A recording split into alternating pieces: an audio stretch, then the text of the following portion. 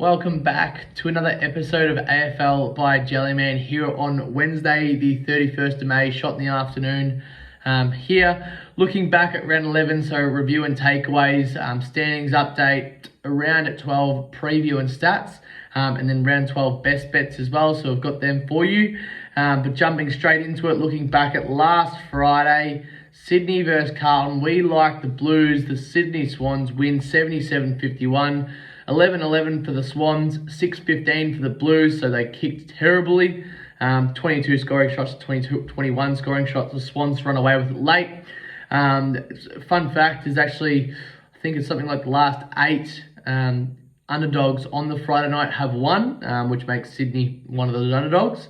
Obviously, for the Blues, they just struggle up forward. I mean, not kicking goals first of all, but then also not getting in there clean enough. For the Swans, it was a gritty win. Blakey off half-back looked super. Their forwards did what they needed to do. In the middle, it was obviously Warner who dominated, but then off the back line, they let Lloyd do whatever he wanted. So yeah, that was a big thing in that one. And they had a range of different goal kickers, so it wasn't your usual Papley, Hayward, Buddy Franklin kicking the big goals. You know, Wicks, Warner, McLean, McInerney, all having 2+ goals each. Best on ground for us was probably Chad Warner with 29 and 2. But yeah, it's real questionable stations at the moment for the Blues. They play the Demons this week, who are actually in rather average form, but we will be wanting to bounce back from last week's game as well. So, you know, this game, not too much to take away other than the Blues are still struggling, the Swans are still too injured.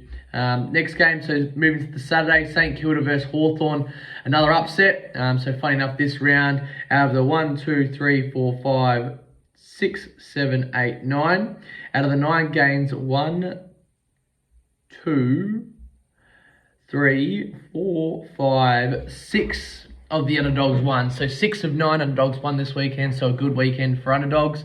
Obviously, those teams settling in just didn't show up enough.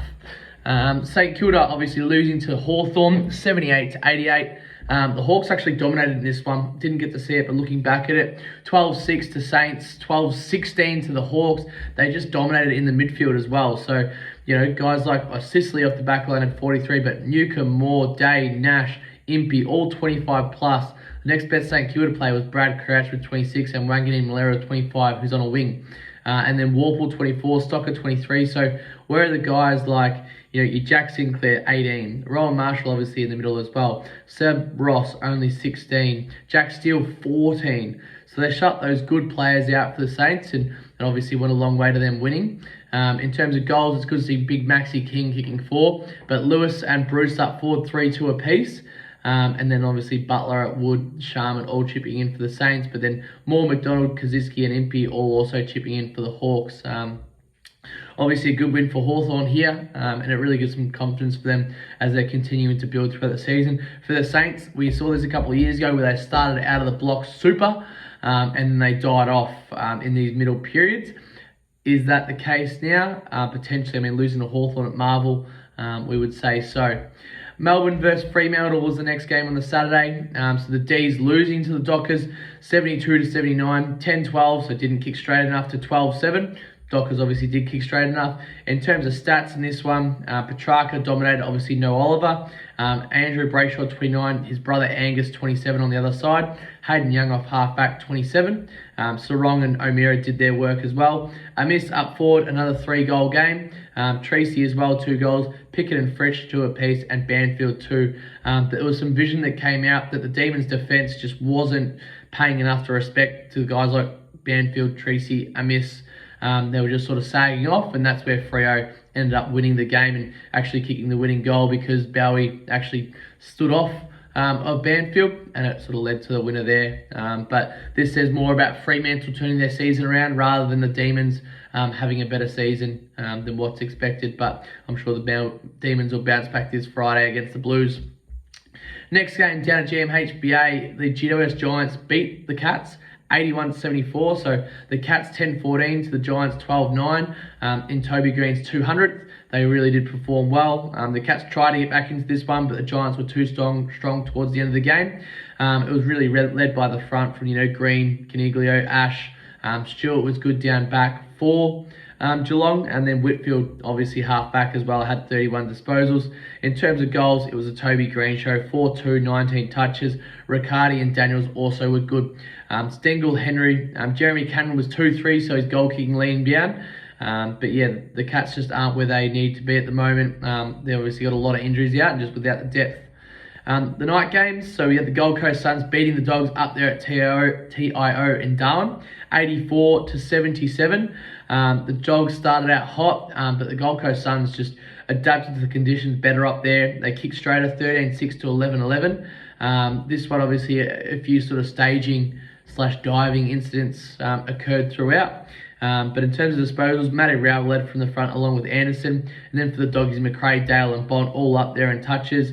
Witts out of the middle was also good with 19 touches and 51 hit-outs compared to Tim English 22. So dominating the ruck there was a big way for them to win. Lukosius up for another 5-goal game. I think that's his second or third this season. Ugle-Hagen 3, Williams and Waitman 2 apiece. Big Benny King 2, Holman also 2 in his 100th game. Other game for the evening was West Coast versus Essendon. West Coast 46, the Bombers 96, a 50-point win there, 6-10 to 14-12. So the Eagles had some chances, but obviously Essendon sort of cleaned up sort of towards the back end of the game and just slowly but steadily lengthened out the lead they had. In terms of goals, Oscar Allen kicked 4 goals, Langford 3, Snelling 2-2 for Menzies as well, and Hobbs. In terms of touches, Duggan 35 off the back flank. Hunt played his best game for the Eagles, 34 touches there. Merritt, Redmond and Martin all 30 plus. Kelly also had 29, and then Ridley 28, also Hearn 27. But not too much else to take away from this game. Essendon win a game they really should have won, which they do so. Richmond versus Port Adelaide. We thought we would have seen a better response from Richmond with their coach leaving, but the power were too strong.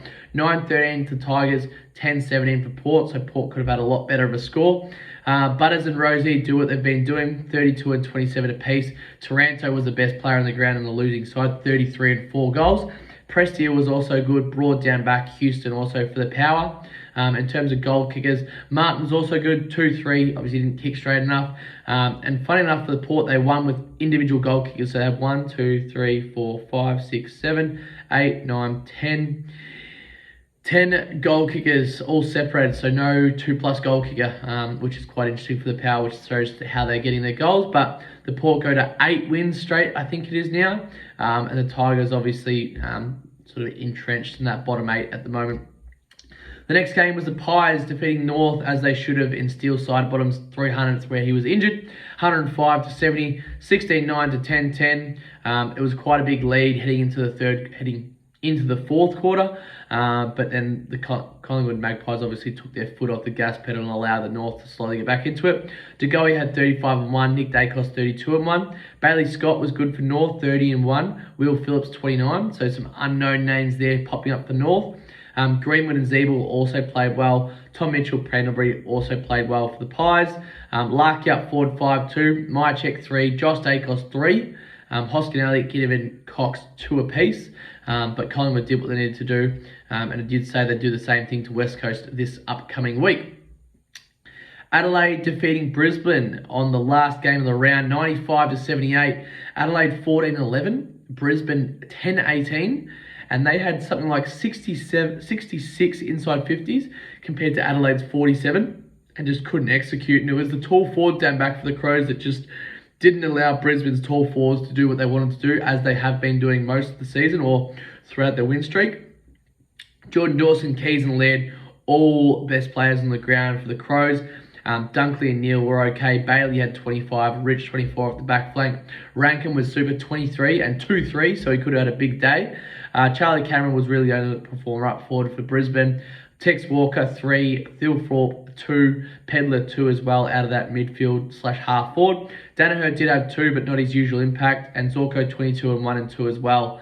But that was all for last round. So as we mentioned, 6 of 9 underdogs actually won on the weekend. So we'll be having a look at a few underdogs this weekend to see how they could potentially back that up. But we'll obviously have a look a bit more into that as we go along.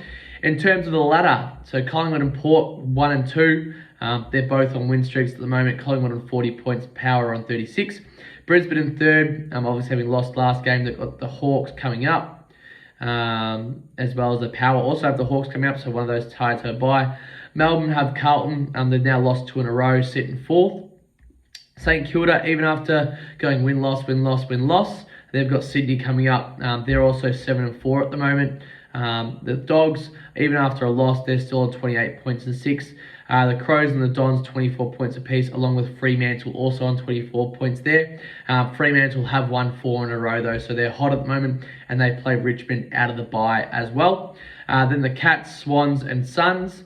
And then the next line, 13th, 14th, is the Blues, the Giants, Tigers, Hawthorn, and North Melbourne and West Coast steadily there in last place. Looking ahead to round 12. So we've got the Demons playing Carlton, Port Adelaide versus Hawthorn, West Coast versus Collingwood, the Western Bulldogs versus Geelong, Gold Coast versus Adelaide, GWS versus Richmond, Essendon versus North Melbourne, and Brisbane, Fremantle, St Kilda, and Sydney all have the bye. Excuse me, sorry. So, for this one, Melbourne versus Carlton, history of late, 79-74 last season in round 22. And then in the pre-season, they did play off, but that doesn't really count. Then last season in round 9, 94-68. This one's at the MCG, Friday night. The weather looks as so. Will be clear but cool. So a cool 12 degrees but cloudy on Friday night. Some stats in this one. Petracca, 25 plus in 9 of 11 games. Langdon, 15 plus in 9 of his last 10 games. Fritsch, 2 plus goals in 8 of 10 games. Pickett, 1 plus goal in all 9 games. Walsh, 25 plus in his last 7 games. Doherty, 20 plus in 8 of his 9 games. Curnow, 2 plus goals in 9 of 11 games. And Durdin, 1 plus goal in 8 of 10 games. So in this one, we like the Demons. They're favoured not by a lot, but by enough. We'll be taking them most likely at the line, which is currently sitting at minus 17.5, which we like. The over-runners 164.5. We'll probably stay away from that as the Demons can get a run on and score well, especially since the Blues just haven't been playing great at all. In terms of injuries for both squads, we'll give a quick update on that one as well. For Carlton, they've got quite an in-depth injury list at the moment. Cripps has got to have a test. Durdin out with a knee for 6 to 7 weeks. Sam Durdin also 2 to 3 weeks with hamstring. Hewitt concussion 1 to 2 weeks. Ollie Hollands collarbone 8 weeks. Nick Newman hamstring 4 to 6 weeks. Pitnet hand 2 weeks. So there's obviously a few players out from the weekend's game there. And then for Melbourne, they are looking pretty okay at the moment. It's just mainly Oliver with the hamstring 1 week and Petty with the foot 2 to 3 weeks, and then a couple other players who haven't played senior footy this year anyway. But as mentioned, we like the Demons in this one to get the job up and bounce back from 2 straight losses. Port Adelaide versus Hawthorn at Adelaide Oval on the Saturday at 1:45. Some stats this one: Butters 25 plus in his last 9 games. Houston 20 plus in his last 7 games. Finlayson 1 plus goal in 5 of 6 games. Powell-Pepper 1 plus goal in 8 of his last 9 games. Will Day for Hawthorn 25 plus in 4 of his last 5 games, and then 20 plus in all 9 games. Nash 25 plus in his last 7 games. Breust 1 plus goal in 6 of his last 7 games, and Lewis 3 plus goals in 3 of his last 4 games. The weather in Adelaide for Saturday is looking fine. So at 1:45, mostly cloudy, 21 degrees, so it'll be quite a nice day in Adelaide. In terms of previous encounters, Hawthorn actually smacked the Power last season in round 2, 120-56 in Adelaide. And then Port beat them 87-53 in round 16 in July last season, and then so the season prior, and then Port won 68-58. We'll be needing to have a look at a few things, most likely the lineup. In terms of injuries for both squads, so Port looking pretty good at the moment. Dixon's got to do a test as well as Boak. Dersman's still out 5 to 7 weeks. Fantasia out for 1 week still. Georgiades season, and Marshall test for concussion. For the Hawks, CJ calf 3 weeks, and then that's really about it. Wingard, Ward, and O'Sullivan all need a test, but that's about it. So both sides fairly healthy coming into this one. We like the Power, but we're unsure of that line. It's currently sitting at minus 37.5. And having a quick look at Hawthorn about their last few games, I mean, plus 10 versus the Saints, plus 116 versus the Eagles. They did lose by 54 and 69 against the Demons and Fremantle. Also home and then away. So it depends what Hawthorn side shows up. I mean, they did beat the Saints last week, but that was the Saints, and the Saints, they haven't really proven what they need to prove so far this season. We do like Port in this one, especially at Adelaide Oval. As long as they respect their opponent, they should get a good win there. West Coast versus Collingwood. So this one could potentially be a bloodbath over there in Perth. We'll need to see if the Eagles get anyone back. Previous history, in round 4 last season, the Eagles actually beat the Pies 87-74. They did kick 14-3 to 10-14, so they were super accurate. The year prior, 90-45 to the Pies, and then 103-76 to the Eagles. And then obviously the season prior, need to find a bit more details there. In terms of disposals, Tim Kelly, 25 plus in his last 6 games. Durdin, 20 plus in 6 of his last 7 games. Hunt, 15 plus in 9 of his last 10. Allen, 2 plus goals in 10 of his last 11. Nick Dacos, 25 plus in all 11 games. 30 plus in 8 of 11 games. DeGoey, 20 plus in 7 of his last 8 games. Ash Johnson, 1 plus goal in his 9 games. Hoskin Elliott, 1 plus goal in his last 5 games. This one obviously will go towards the Pies. The line's sitting at 57, I think it is. Yep, 57.5. The over-under's at 171.5. Likely to stay away from the line in this one, just because the Pies haven't been known to cover the line this season. They did have that one game against GWS where they performed super well and obviously won well. But last week against North Melbourne sort of proves it. Them also being away. We'll need to have a look into a few more details on AFL tables for that one. Western Bulldogs versus Geelong. So we like the doggies in this one. We'll just come out and straight away say it. In terms of why, the Cats are still underperforming at the moment, but they've also got a fairly big injury list, which still consists of, Bowes or Dangerfield's a test, Duncan short term. They've just got terms on here, which is super weird. Stanley, Rowan, Radaglia, Menengola, Guthrie, Holmes, Duncan, Dangerfield, and Bowes all listed, which is 9 key players on their list at the moment. The doggies are looking pretty healthy at the moment as well. So obviously coming back from Darwin, they'll be wanting to bounce back. It's Johannes mainly out, Trelaw a test, so he could come back, as well as Rourke Smith a test as well as also Sam Darcy. So they could get some troops back this week. In terms of previous matchups, Geelong's actually dominated of late, 94-66 last season. In round 20, and then round 12, 83-70, and then 83-78 in round 14 in 2021. This one obviously being played at Marvel, where the doggies obviously love to play. The doggies are favoured 162 to the Geelong Cats 230. In terms of disposals and stats, Daniel, 20 plus in his last 7 games. Richards, 15 plus in all 11 games. Norton, 1 plus goal in all 11 games. Scott, 1 plus goal in his last 6 games.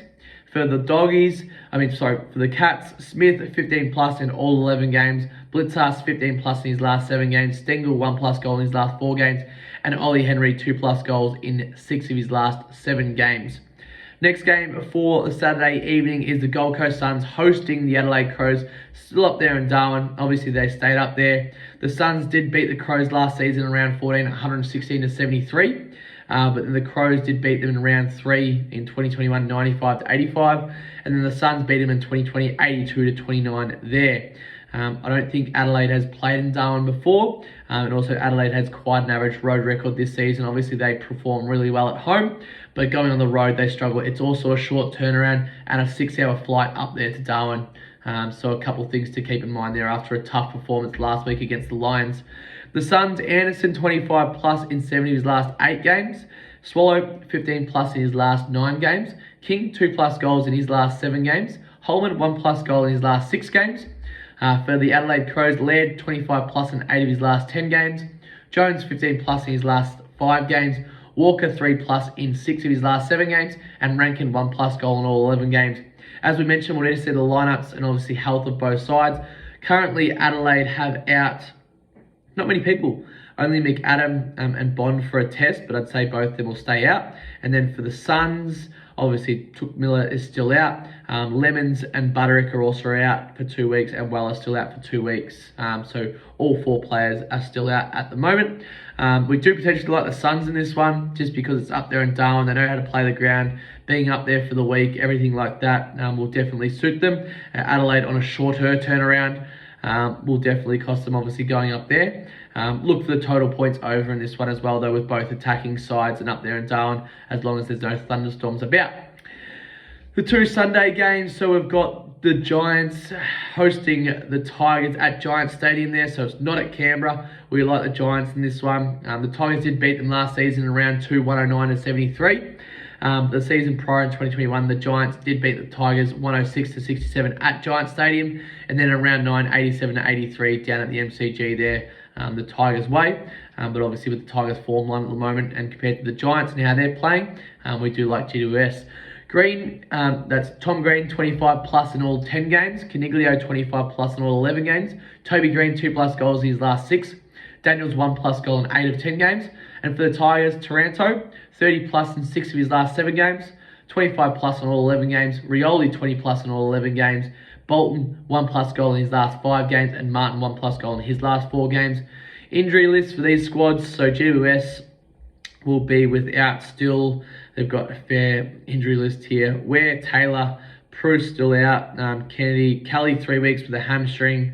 Himmelberg test for concussion. Nick Haynes still out 1 week with a concussion. Davis coming and Lear as well. So quite an in-depth injury list there for the guys. Same as Richmond, they've obviously without Vlosten, cork leg test. Tarrant, Soldo, Rioli Jr. test. Lynch still out with that foot injury. Hopper, Gibkist, and that's pretty much about it there. We do like the Giants in this one, as already mentioned. The Dons host the Kangas. This one's at Marvel Stadium. Essendon won last season around 114-66, and then the season prior 92-74 and 141-69 there as well. We like the Dons getting a good win in this one. They should be really comfortable. Some stats for this one: Merritt 25 plus in 8 of 10 games. Redmond 20 plus in 9 of 11. Stringer 1 plus goal in all 9 games. Menzies 1 plus goal in his last 5 games. And for the Kangas, Zeeble 20 plus in 10 of 11 games. McDonald 15 plus in all 11 games. Larkey 2 plus goals in his last 5 games. And Stevenson 1 plus goal in 7 of his last 8 games. And for the bye this weekend, Brisbane, Fremantle, St Kilda and Sydney. Moving on, topic 4, round 12 best bets. So AFL stats for round 12. Melbourne has won each of its last 7 matches against Carlton. Port Adelaide has won 17 of its last 18 day matches at Adelaide Oval. West Coast has lost its last 9 matches by 40 plus points. 13 of the last 16 matchups between Gold Coast and Adelaide have gone overs. North Melbourne has lost each of its last 9 games. So putting together, Melbourne head-to-head, Port Adelaide head-to-head, West Coast lose by 40 plus, which is the Magpies to win by 40 plus. And then the total match points over in Gold Coast versus Adelaide. And then the head-to-head for Essendon. Combine those 5 together, 467 as a 5-leg multi for your AFL stats for round 12. AFL stats for Friday, the 2nd of June. Petracca, 25 plus disposal in 9 of 11 games. Langdon, 15 plus in 9 of his last 10 games. Pickett, 1 plus goal in all 9 games. Walsh, 25 plus in his 7 games. Cherub, 20 plus disposal in 10 of 11 games. Curnow, 2 plus goals in 9 of 11 games. Hasn't been great the last 2 weeks, but expecting to bounce back against the Demons. 275 as a 6-leg multi there. AFL stats for Saturday, the 3rd of June in the form of disposals. Butters, 25 plus in his last 9 games. Kelly, 25 plus in his last 6 games. Daniel, 20 plus in his last 7 games. And Anderson, 25 plus in 7 of his last 8 games there. Combining those 4 together, 295 as a 4-leg multi. AFL stats for Saturday, the 3rd of June in the form of goals. Allen, 2 plus goals in 10 of 11 games. Myercheck, 2 plus goals in his last 5 games. Henry, 2 plus goals in 6 of his last 7 games. And King, 2 plus goals in his last 7 games. Combine those 4 together as 2 plus goal kickers, 463 for a 4-leg multi for your Saturday. And last but not least, AFL stats for Sunday, the 4th of June. Tom Green, 25 plus disposals in all 10 games. Taranto, 25 plus in all 11 games. Toby Green, 2 plus goals in his last 6 games. Redmond for the Dons, 20 plus disposals in 9 of 11 games. Zeeble for North, 20 plus in 10 of 11 games. And Stringer, 1 plus goal in all 9 games. Combine those 6 together across 2 games, 308 as a 6-leg multi. That is all for this week though. If you have any questions, feel free to reach out by messenger. As always, like, follow and subscribe on Facebook and Instagram. Also look out on TikTok and the Instagram Reels for those stats again and the confirmation of them. But all the best for your round 12 AFL punting. Thank you for listening in.